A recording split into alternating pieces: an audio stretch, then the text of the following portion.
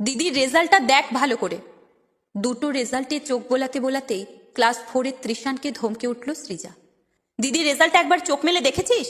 প্রতিটা সাবজেক্টে 90+ মার্কস। আর তোর রেজাল্টটা দেখ, সবেমাত্র ক্লাস 4, তাতেই 60+ মার্কস তুলতে হিমশিম খেয়ে যাস। এখনই এই অবস্থা, ভবিষ্যতে কি যে করবি কে জানে। চাকরি বাকরি জোটাতে পারলে হয়। পাশে বসা বনবিথি মুচকি হেসে বলল, ওর দ্বারা পড়াশোনা টোনা হবে না মা, তোমরা শুধু মুধুই ভস্যে ঘি ঢালছো। স্কুলে দিদিমণিরা কি বলে জানো? আমাদের তো বিশ্বাসই হয় না তৃষান তোমার মতো ব্রিলিয়ান্ট স্টুডেন্টের ভাই। ভাবো, গোটা ক্লাসের সামনে শুনতে কিরকম খারাপ লাগে। মুখে একরাশ বিরক্তি মাখিয়ে সৃজা বললেন, দেখছিস তো তোর জন্য দিদিকেও স্কুলে কত কথা শুনতে হয়।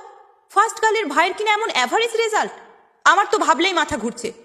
শোন তৃষান, পরের বার কিন্তু ক্লাসে ফার্স্ট হতেই হবে। ওসব রং তুলি আজ থেকে আমি আলমারিতে চাবি দিয়ে রেখে দেব।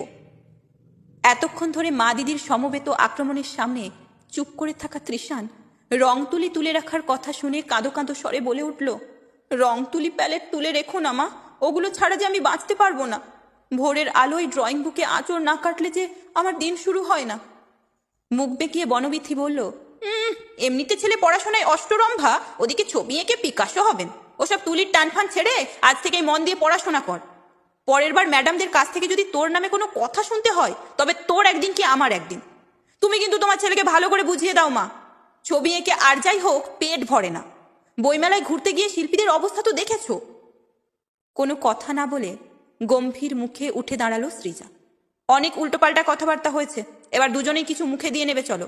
দেখো তৃষান, তোমার রং তুলি আমি এই মুহূর্তে আলমারিতে বন্ধ করছি না, তবে নেক্সট ইয়ারের রেজাল্টে কিন্তু নিজের ছাপ দেখিয়ে দিতে হবে।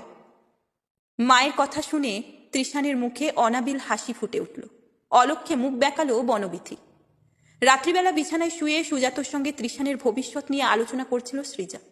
মিডিওকার ছেলেকে নিয়ে তার বড় চিন্তা। কে না জানে সাফল্যের ইঁদুর দৌড়ে ব্রিলিয়ান্টদেরই প্রাধান্য। মিডিওকারদের জন্য কিচ্ছুটি নেই, ন্যূনতম সম্মানও দেয় না কেউ। বনবিথিকে নিয়ে চিন্তা নেই, নিজের পড়াশোনার প্রতি সে যথেষ্ট যত্নশীল, সঠিক সময়ে দাঁড়িয়েও যাবে। কিন্তু তৃষান, তাদের ছেলেটার কি হবে? সে কি ভবিষ্যৎ জীবনে সফলতা পাবে যদি সাধারণের ভিড়ে হারিয়ে যায়? গম্ভীর মুখে ভাবছিল সুজাত। হঠাৎ বলে উঠল, একদিন তুমি বলেছিলে না আমাদের তৃষান দুর্দান্ত ছবি আঁকতে পারে? সে তো পারে, যখনই দেখি তখনই হয় রং তুলি নিয়ে বসে আছে, নয় তুলি হাতে আকাশের দিকে তাকিয়ে কিছু না কিছু ভেবে চলেছে। সেই জন্যই তো রেজাল্টের এই হাল। আমি তো আজ রেগে মেগে বলেই দিয়েছিলাম যত সব রং তুলি প্যালেট আলমারিতে তুলে দেব। কিন্তু ছেলেটা এমন কান্নাকাটি শুরু করলো যে কিছুতেই কাজটা করতে পারলাম না। তবে আমিও শুনিয়ে দিয়েছি, পরের বার ফার্স্ট না হতে পারলে ওই রং তুলি সোজা বাবার জিম্মায় চলে যাবে। ফ্যাকাশে হেসে সুজাত বলল, তুমি বড় ভুল করেছো সৃজা। আমাদের তৃষান কোনোদিনই হয়তো ফার্স্ট হতে পারবে না, কিন্তু ফার্স্ট ক্লাস আঁকতে পারবে। কখনো হাত থেকে তুলি কেড়ে নিও না। কি বলছো তুমি? স্বভাব বিরুদ্ধ ভঙ্গিতে চেঁচিয়ে উঠল সৃজা। ওর দিদি বনবিথি যদি প্রত্যেক বছর ফার্স্ট হয়ে ক্লাসে উঠতে পারে, তবে তৃষান কেন পারবে না? দুজনের শরীরেই তো একই রক্ত বইছে। কিন্তু মগজ সৃজা, দুজন মানুষের মগজের গঠন তো এক নয়। তোমার ছেলে ক্রিয়েটিভ, পড়াশোনায় সেরা না হলেও সে অন্যদিকে সেরা। পছন্দের বিষয় নিয়ে তাকে এগোতে দাও, উৎসাহ দাও। সবাই আলাদা, তাই প্রত্যেকের যোগ্যতার ধরনও আলাদা। আমি বলছি সৃজা, ওকে আঁকতে দাও। দেখবে একদিন তোমার দুর্বল ছেলেই সমাজের মুখ হয়ে উঠবে। সেই সময়টুকু না হয় আমরা সমাজের কটাক্ষ সহ্য করে কাটিয়ে দেব। গগনেন্দ্র শিল্প প্রদর্শনালয়ে আজ তৃষান বসুর একক প্রদর্শনী চলছে। গর্বিত বনবিথি আগত সাংবাদিকদের সামনে বাইট দিতে ব্যস্ত। আমার ভাই তৃষান বসু ছোট থেকেই ট্যালেন্টেড, ওর ক্রিয়েটিভিটি লাজবাব। রং বাছাই, সাবজেক্ট চয়েস সবেতেই ভাই বাকিদের থেকে আলাদা। ইন্টার স্কুল ড্রয়িং কম্পিটিশনে বরাবর সবাইকে হারিয়ে ফার্স্ট প্রাইজ জিতে এসেছে। আমাদের স্কুলের মুখ উজ্জ্বল করেছে।